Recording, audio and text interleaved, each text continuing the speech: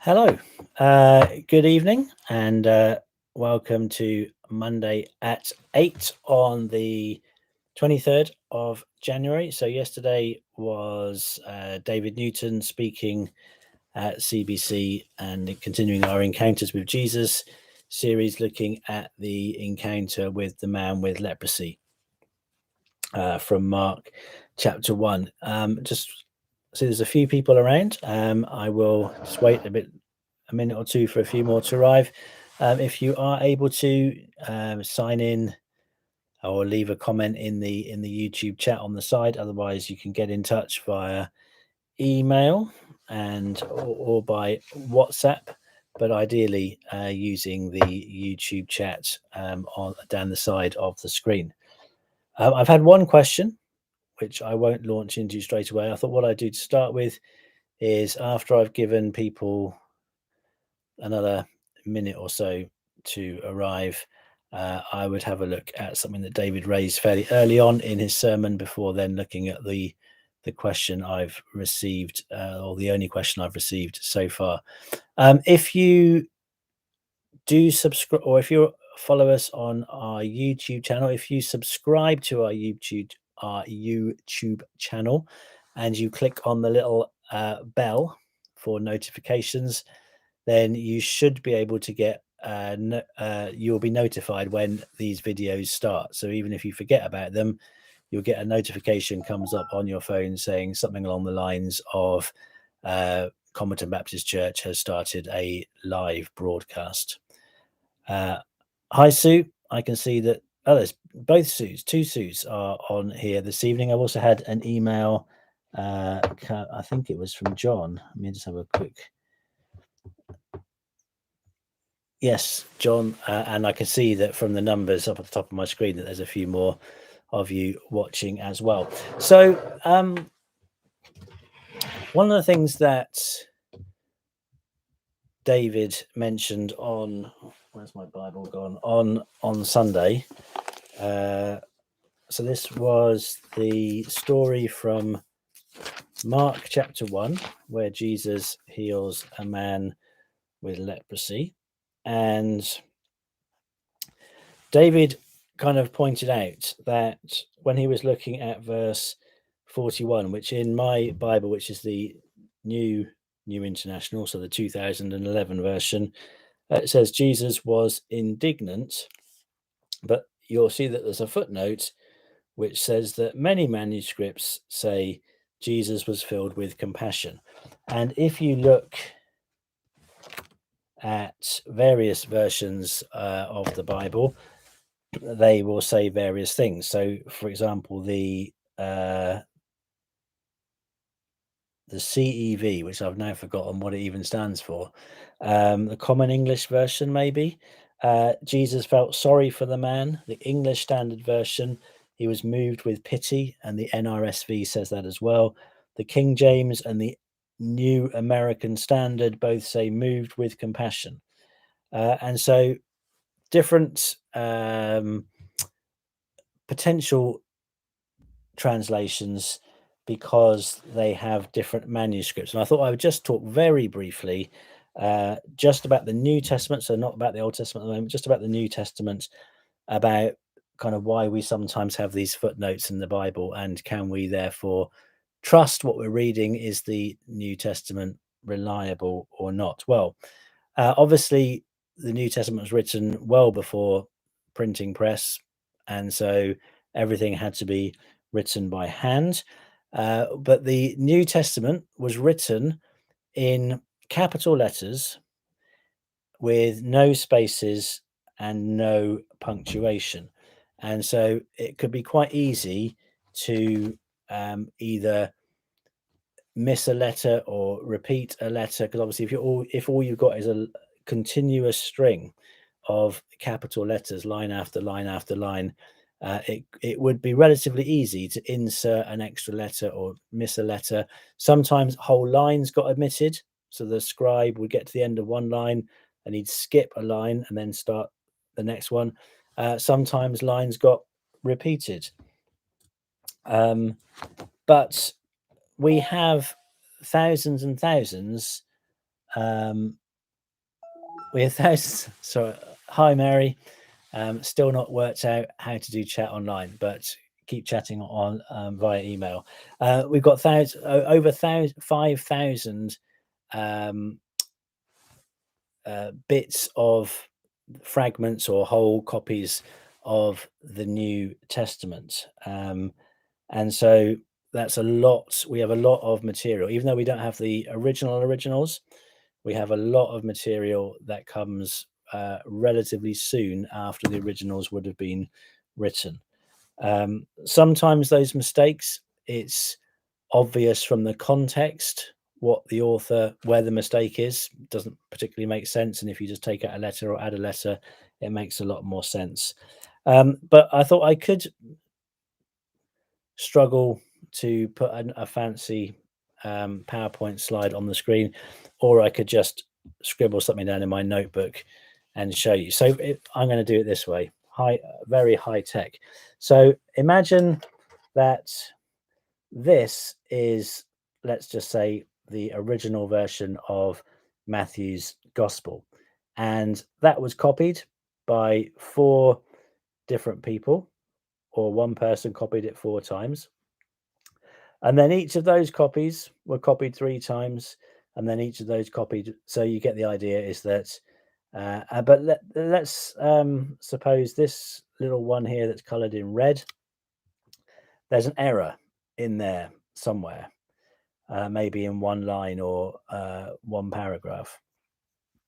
Obviously, all the copies that come from this one are also going to contain the same mistake, whereas all the other copies are still going to be true to the original. And obviously, as this diagram goes on, you would introduce other errors along the way.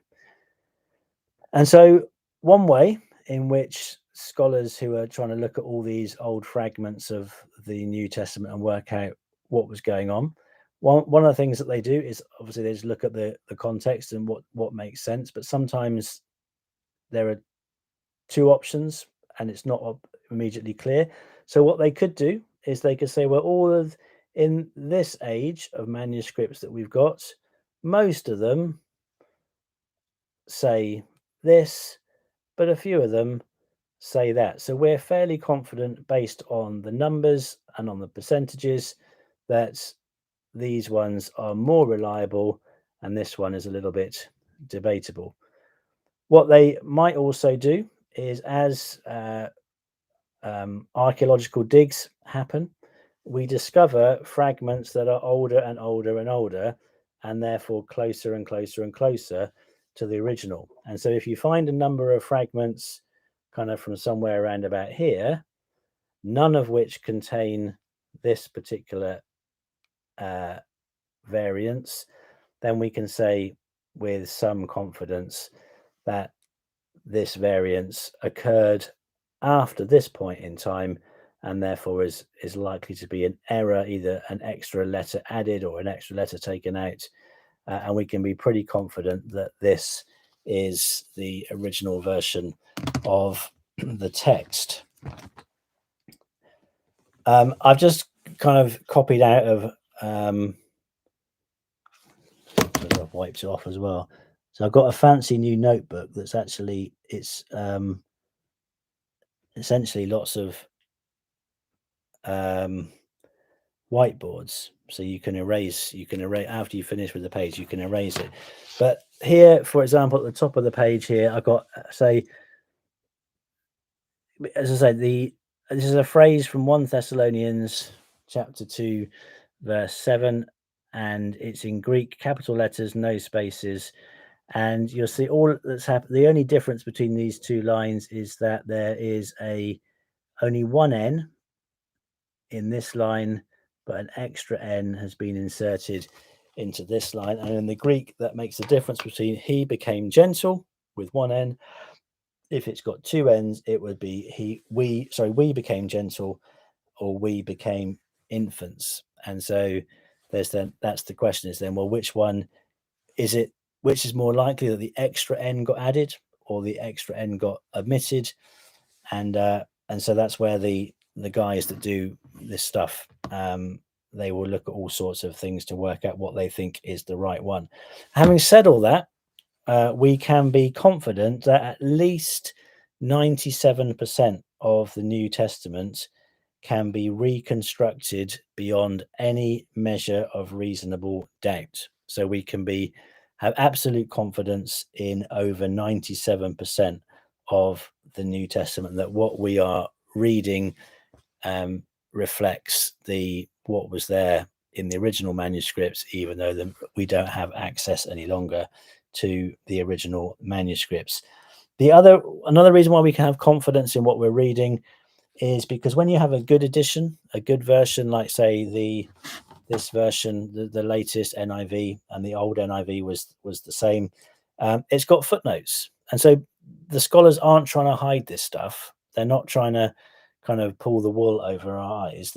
That's what these footnotes are there for. They're actually, most of the time, they're flagging up where they've looked at everything and they can't decide. There are maybe two options, and they can't say with certainty that this is definitely the right one and this one definitely wasn't there in the original. And so in those situations, what they do is they put what they think is most likely to be the right one in the main text, but they will give you a footnote to flag up that there is this variance with some of the manuscripts. And again, having said that, none of these textual variants impact on key doctrines of the Christian faith. And so, for example, in this case that we're looking at from Mark chapter 1, it could mean Jesus was indignant. It could mean Jesus was filled with compassion. Neither of those options, or it's not going to have a major impact on what we believe as Christians, and it's similar throughout the whole of the New Testament. I think that's everything I'm going to say about that. If you did want to know more about that, then I've got a couple of books that I was looking at today, just to kind of refresh my mind on these things. Have a word with me on Sunday. Some of you, I've recommended this book to a lot of people, How to Read the Bible for All It's Worth. If you've not read it, I would recommend reading it. There's a little bit in there about this sort of thing. I've also got a few other bigger books that have got short articles in. So have a word with me on Sunday if you are interested in taking that further. The only other question I had, remember, if you do have any questions or you want to come back on anything I've said, if you stick it in the chat, I will then respond. Just bear in mind that there's about a 20-second lag or 10-15 second lag between what I'm saying and you then hearing it. So it might not be an immediate response, but do use the chat. I will check my emails and I will check my WhatsApps just to kind of make sure that nothing's coming in through those. So the other question I had was in Mark chapter 1, after Jesus has performed this miracle, he said in verse 44 to the man who had been healed, "See that you don't tell this to anyone, but go show yourself to the priest and offer the sacrifices that Moses commanded for your cleansing as a testimony to them." And the question was how do you reconcile the "don't tell anyone" with Mark chapter 5 verse 19 or 16:15? Well, Mark chapter 5 verse 19 is where Jesus has healed the man. He's gone over in the boat and the guy in the graveyard, and he was chained up, and heals him, and the evil spirits go out into the herd of pigs and the pigs rush into the sea. And so at the end of that miracle, so he wants to go with Jesus. Jesus doesn't let him and says, "Go home to your own people and tell them how much the Lord has done for you and how he has and how he has had mercy on you.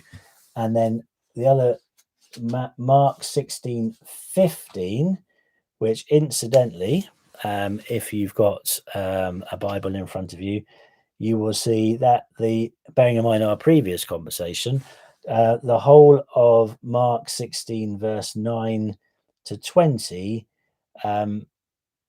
doesn't exist in the earliest manuscripts, and so there is some debate about as to whether Mark's gospel ends at Mark 16 verse 8 or whether Mark's gospel ends at Mark 16 verse 20. But again, they're not trying to hide it, they're not trying to cover it up. It's there in black and white. The earliest manuscripts and some other ancient witnesses do not have verses 9 to 20, and it's all in a smaller font and in italics to just flag that up. But what is Mark 16 verse 15? So Jesus is talking to his disciples and says, go into all the world and preach the gospel to all creation. So very similar to the end of Matthew's gospel, which isn't debated. And so you've got in Mark 1, him saying, don't tell anyone. And the guy does tell people. And as a consequence, Jesus isn't able to go into and do the stuff he wanted to do as freely as he was before. And then in Mark 5 and Mark 16, Jesus is saying, go and tell everyone what's going on. So how do these two things reconcile? Well, I think this part of it comes back to what I've said a number of times, is that you don't do something just because it's written in the Bible. This was Jesus talking to three different individuals in Mark 1, in Mark 5, and in Mark 16. And the circumstances are different, the times are slightly different, and therefore what Jesus has said is slightly different. Obviously, Mark chapter 1, right at the beginning of Jesus' ministry. Not very many people know about him yet. And so he's able to go about relatively freely, whereas obviously as word spreads and as we work our way through the Gospels, Jesus often turns up and to be met, with large crowds. And so at the beginning of Mark's Gospel, the longer Jesus can keep it quiet, the more he can move around freely, but obviously word is going to get out eventually. But obviously this was before the internet and before telephones and television and all that sort of stuff. So it relied on people to physically travel from place to place and take the news with them. There weren't any cameras, so there was no video.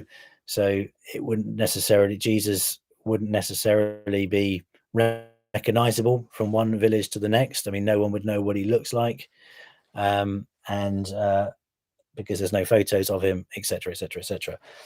So I would in Mark chapter 5. So it's Jesus has gone over to a region where he is probably not going to go back to. He's just about to leave, and so he's about to leave and go back to where he came from. And so he says to the guy, well, go and tell. So that's not going to have a massive impact on Jesus' ministry, because he's not going to be in that area for much longer. So I think that's what I would say to that different context, different circumstances. Jesus wants to be able in Mark chapter 1 to be able to move around freely, to talk about the good news without being hampered with people coming for healing. Whereas later on in the gospel, kind of the cat's out the bag, and he's well known. He's much more famous. He's much more recognized, and so keeping it quiet wouldn't really be an option at that point. Right, that's nearly 20 minutes, which is what I'm aiming at keeping these things at. No WhatsApps. No emails. No comments or no further questions in the YouTube chat. And let me just check messages. No messages. So don't forget that this link you can watch back at any point, but also a slightly edited version. So I might just trim the end and the beginning. The end and the beginning, just trim those a bit.